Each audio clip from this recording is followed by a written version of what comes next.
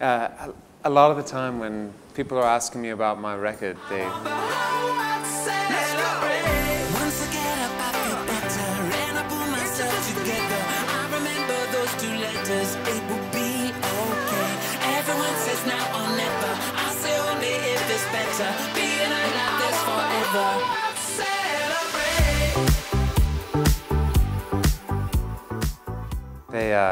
They try and question the title. They're like, why is it called The Origin of Love? Are you saying you're the origin of love? I'm like, oh no, you totally missed the point if you think that I'm trying to say that.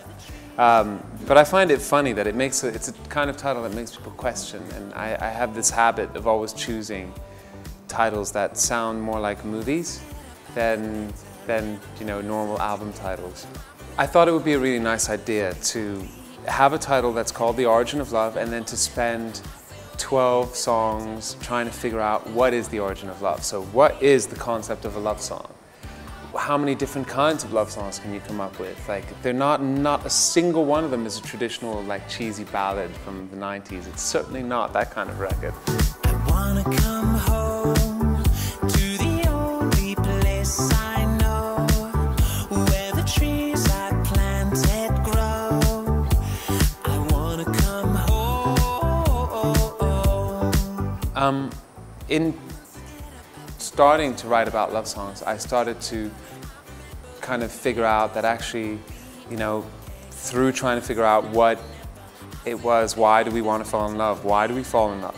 I started to talk about, like, my own life. I started to talk about everything from hate to politics to religion to tolerance, and all this kind of thing kind of got created almost by accident, where I guess it's me as a 28-year-old looking at my life and going, okay, this is the religion I grew up with, this is the world that I grew up in, this is what, you know, this is what money means, this is what politics means, all these different things that I started to explore in a kind of very open and candid and honest way on this record. So, did I find the origin of love? No, but I certainly got a little bit closer. And also, The Origin of Love is a song on the record, and it's this kind of crazy, ultimate love song. It's like, I wanted to write this enormous Tower of Babel. It's like, it's so ridiculous. It's like, I want to tell you that I love you like the Bee Gees. I want to tell you that I love you like Fleetwood Mac. I want to tell you that I love you like church music. Like, do you understand?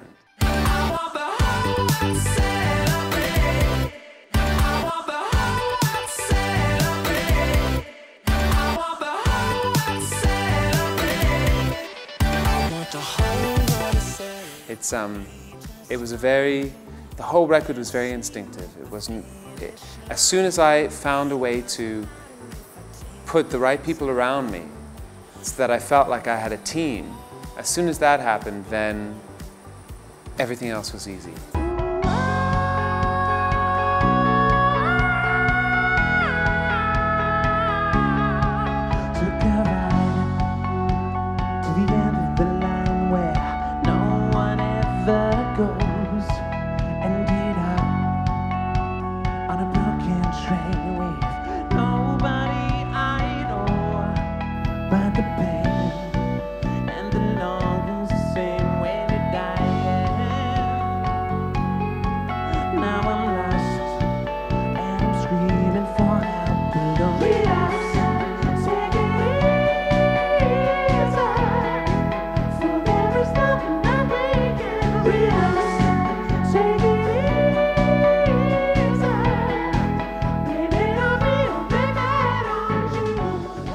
Things changed in my personal life, yes, and you know, I went through loss, and I went through, you know, crushes again and all that stuff, and so yes, I think inevitably things were going to change. The first record I made was really the first album was the product of school and university, and it was like this thing that just happened. And then after that, my second album was like starting to move away from that, and I think with the third album, it's a different chapter.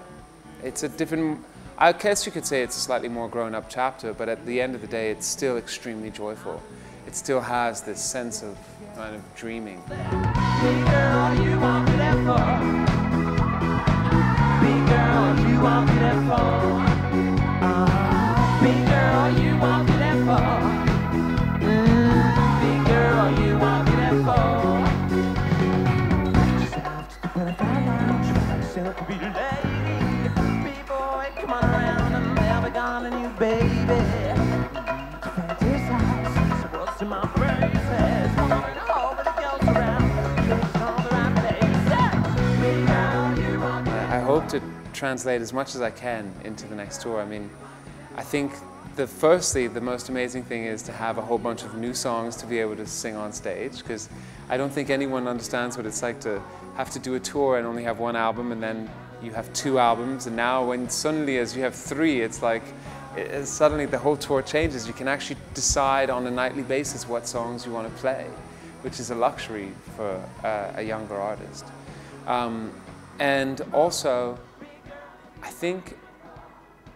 I don't know, I think that this music evokes such an enormous range of visuals. So I can start a show in black and white, and then I can end it in ridiculous multicolor. Even now that I'm planning the artwork for the album, which always ends up influencing the show, it's like I'm trying to figure out ways of using color as a more dangerous thing. Before, color was just used to fill in my cartoon world. Now color actually it's going to feel quite dangerous and quite like it's like a force of itself. So there's a lot of like swashes of very bright colors on the new record, but the photography, most of it is in black and white. He's got money in my bank to think, and I guess you could think he's living at ease, like lovers on the open shore. What's the matter when you're sitting there with so much more? What's the matter while you're watching what the hell to be? Are you wishing you were ugly like me? Blame it on the girls who know what to do. Blame it on the boys who keep hitting on you. Blame it on your mother for the things she said. Blame it on your father, but you know he's dead. Blame it on the girls. When I set out to make this record, I didn't really say I'm going to collaborate with people.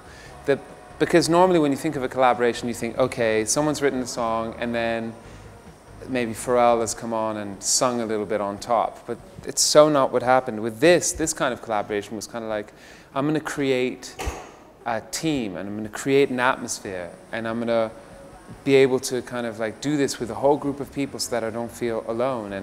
And so yeah, there are, like in that team, I went around the world trying to find people that I thought would be interesting or would want to make music with the same attitude as me. And in doing so, I ended up finding everyone from Pharrell Williams to Benny Benassi to a young 22-year-old called Friars that I found on the internet who had never done anything, a young band that hasn't even released a record called the Hi Hi's from New York, and Nick Littlemore from Empire of the Sun. And I worked on their records, they worked on my records. I got a song out of it on Empire of the Sun's album and also on a Madonna album, and this is this kind of this community that was built around the record. My favorite song on the album, I love a song called Underwater, but my favorite song on the album is The Origin of Love, the title track. It's kind of, it's fun and it's bizarre and it makes you dream. Once again, I feel better, and I pull myself together. I remember those 2 letters, it will be okay. Hey, this is Mika, and I want to say a massive hello to everybody at Stage Magazine and all the followers at Television Net as well. Until the next show, ciao from somewhere in Milan.